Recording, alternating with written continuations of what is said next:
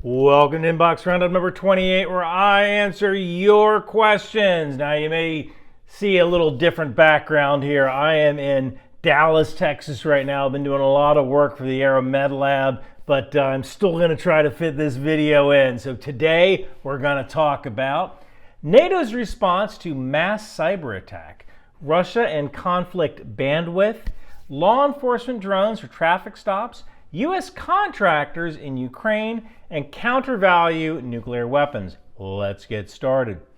A Substack viewer asks, how would the U.S. and U.K. respond to a mass cyber attack from Russia, confirmed in this theoretical scenario, either via declaration by Russia or good forensics and investigation? The cyber attack is assumed to be highly disruptive to perhaps airports, government installations, hospitals, traffic lights, etc. So this is a really good question because we actually already have precedent, and the answer is we do nothing. Just recently, Chinese hackers infiltrated the U.S. cellular network, and the U.S. didn't do anything. Iranian hackers infiltrated a water facility in Pennsylvania, and we did nothing. The North Koreans impersonated tech workers and stole about $3 billion that they used for their ballistic missile program, and we did nothing. So if we take precedents into account, the odds of us doing nothing are greater than the odds of us doing something or retaliating. Now, in principle, NATO has agreed that a cyber attack could be considered an act of war, and it could trigger Article 5, which states that an attack on one is an attack on all. But Article 5 is kind of weird because its exact wording in the treaty is that member nations take such action as it deems necessary. So, think of NATO Article 5 like getting an invitation to a birthday party. Like, some people might get dressed up and go, but others might just Venmo the birthday boy $50. So just because one nation has become the victim of a crippling cyber attack doesn't necessarily mean that other nations are willing to go to war over it. Now, the kind of cyber attack that caused casualties might be a little bit different, such as a cyber attack on a hospital, let's say, that resulted in the deaths of patients.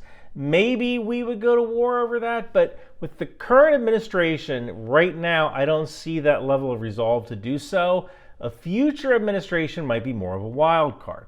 And I can also see a future administration perhaps responding with a cyber attack of their own. But there's a problem. The Geneva Conventions were written before cyber attacks were a thing, but it is generally accepted that you don't attack civilian infrastructure.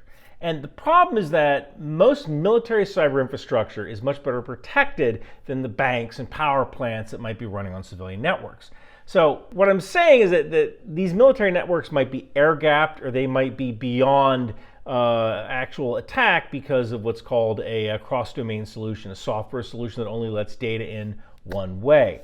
So the only real way to retaliate with equivalent force would be a cyber attack against civilian networks, and we don't do that.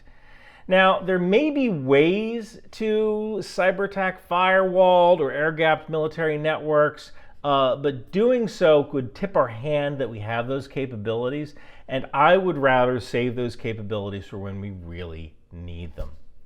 Now, in all honesty, what we should do here is make sure these cyber attacks are painful, either with sanctions or with kinetically targeting the personnel or infrastructure who initiated those cyber attacks.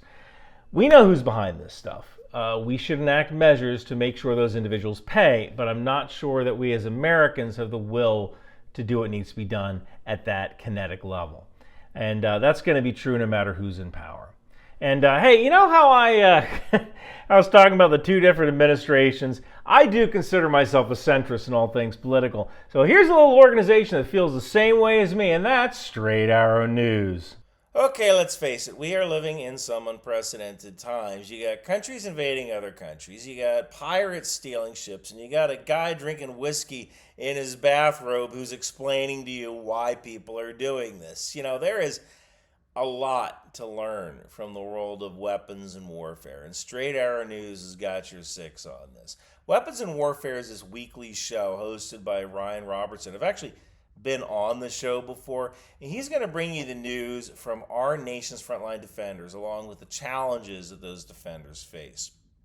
America's military operations are constantly evolving. From boot camp to boots on the ground, investigative reporter Ryan Robertson provides in-depth coverage of international armed conflicts and the latest technological developments in weaponry worldwide.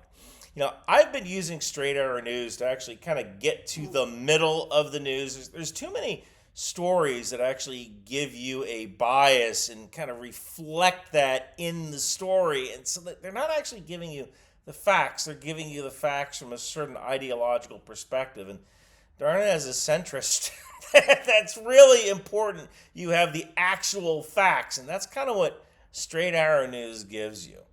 Now, get a front row seat to the most intense and fascinating stories from the world of military operations. Weapons and Warfare has new episodes every Wednesday, so go to san.com/Ryan to listen and subscribe.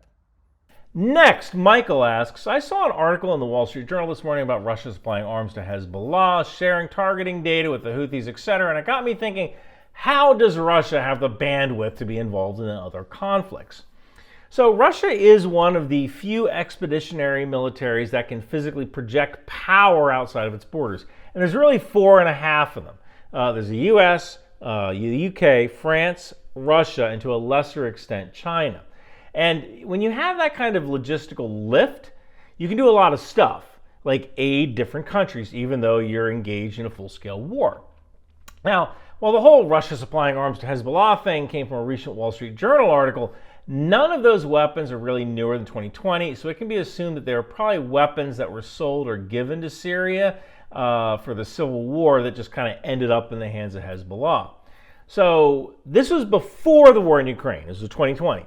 And I can say with confidence that Russia probably isn't delivering as many weapons to Syria as it used to. In fact, they're more likely trying to get advanced weapons like their S-400 the heck out of Syria because the rebels are doing so well that Assad's government may fall.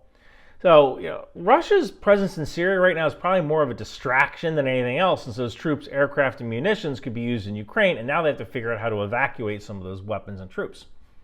Now, when it comes to Russia helping the Houthis with targeting data, that might only require a small cell of people who are looking over satellite and signals data. So we're talking maybe 30 dudes. And Russia can spare 30 dudes to manufacture world chaos. So the real reason is that Russia has the capability to be expeditionary, and the kind of conflicts they're fighting in Syria and Yemen are different enough from Ukraine that they can kind of spare those resources. Next, Jonathan asks, one of the most dangerous moments in law enforcement is to approach a pulled over car. The officer pulls over the car, then deploys a drone from his cruiser. The drone flies to the driver's side window, and the officer can see with the drone's sensors and relay instructions to occupants without risk. So this is one of those things that sounds good in theory, but might be difficult to implement in practice. The first problem is cost. So rough estimates, you need 17 or so officers for every 10,000 residents. So let's say you have a town of 30,000 people. That means 51 officers. Maybe 10 of those guys are on duty at any given time, so now you need at least 10 drones. So what if one breaks? All right, so now we better make it 15 drones. So let's say $20K for each drone plus batteries, so now we're at $300K. And then you need a technician or two that can maintain the drones. So that's $80 to $100K per year per technician. So now we're at $500,000 for the off chance that you might spot a suspect doing something shady in their car. Oh, and by the way, we have to retrofit every single police car with some kind of automated drone launch and recovery system. I can tell you that if a suspect you just pulled over has something like a weapon, it's probably concealed, and the drone isn't going to see it anyway.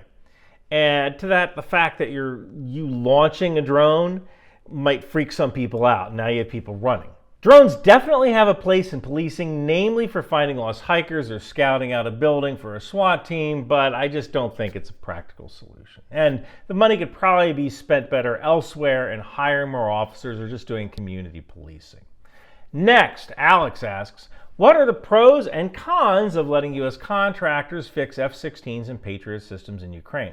Now, President Biden recently allowed U.S. military contractors to work in Ukraine. Previously, if maintenance had to be performed, the system had to go to Poland, or they had to try to fix it in the field using video conferencing. Now, everybody knows what a bad Zoom call can be like. Imagine doing it with crappy internet, in the cold, and with a language barrier. So the advantage is that Ukraine can get the systems fixed faster with contractors on the ground. But the disadvantage is twofold. Recently, Russia tried pushing this narrative that the U.S. soldiers are in Ukraine firing ATACMS missiles because Russia insists that ATACMS missiles are too complex for Ukraine to handle without Western support. Let me tell you, if a 19-year-old with an anime car wrap can fire an ATACMS missile, a Ukrainian who's been fighting for 3 years can do so as well. So the disadvantage is likely to be political. Russia will say, look, there's Americans, there's mercenaries in Ukraine. Yeah, whatever, dude. If you don't like it, leave. Right? Now, the second issue is that American contractors could be hitting strikes. You know, the F-16 on the ground at an airfield is a valid target, and cruise missiles don't care if you're an American. And I guarantee you that if an American becomes a casualty, it will end up in the news. But I think the good outweighs the bad in this case. Finally, Alan asks, in your videos about uses for nukes, you say they're used for creating a breakthrough and then punching your troops through or stopping a breakthrough. Wouldn't another viable use say to be to nuke New York City, kill millions of people, and demoralize the country you're fighting against in order to have them surrender? So, when you're talking about nuclear weapons in Ukraine, I'm mainly referring to tactical or battlefield nuclear weapons. And the use cases for those are create a breakthrough, stop a breakthrough, destroy an underground facility, destroy an amphibious landing or forwarding site, and destroy a Navy ship. Destroying a city really doesn't get you much, except a massive counterattack that destroys your nation. You know, the number one rule of dictators is to stay in power. And it is 100% guaranteed that if Russia uses a nuclear weapon, it's the end of Russia. And add to that the fact that China has told Russia not to use nuclear weapons, and there is a simple reason why. The moment that Russia uses a nuclear weapon, it opens Pandora's box for a nuclear weapon to be used against China's invasion when they try to invade Taiwan in October of 2027. And while a nuclear weapon might not give Russia much of an advantage, it is certainly a disadvantage for China trying to establish a beachhead and bring troops into Taiwan. Also note that usually the next thing people say is, well, Russia has the same amount of nuclear weapons as us, so if we retaliate, then Russia retaliates. And I don't know how true that is. I don't know how true it is that Russia has the same amount of nuclear weapons that are in the same condition. Let me explain. Rough numbers are that the U.S. has roughly 1,770 nuclear weapons of varying yield that are deployed, meaning ready to go. Russia has about 1,710. So roughly equal amounts of deployed, ready nuclear weapons of varying yields. The U.S. spends about $50 billion a year on maintaining its nuclear stockpile. And back in 2021, Russia's military budget was $66 billion per year in U.S. dollars. So let's put that into perspective here. The U.S. spends almost as much on maintaining our nuclear stockpile as Russia did on its entire military in 2021. So just for the sake of argument, the U.S. spent $801 billion in our military in 2021. And of that, about $50 billion was for nuclear weapons. So that's about 6% of our budget. 6% of our budget went to maintaining the nuclear stockpile of 1,770 warheads. So if the U.S. thinks it needs $50 billion a year to maintain its nuclear arsenal, and Russia spends $66 billion a year on its whole military, kind of begs the question, what condition are Russia's nuclear weapons in? I mean, when the war in Ukraine started, there were reports of Russian tanks with cardboard in place of explosive reactive armor in their tanks. And if that's how they treat weapons that are likely to be used, what's going to be the conditions of nuclear weapons that will most likely never be used? Now, Russia is currently running a budget of roughly $130 billion for their military, but a lot of that's going towards salaries and manufacturing new conventional weapon systems that are needed on the front line.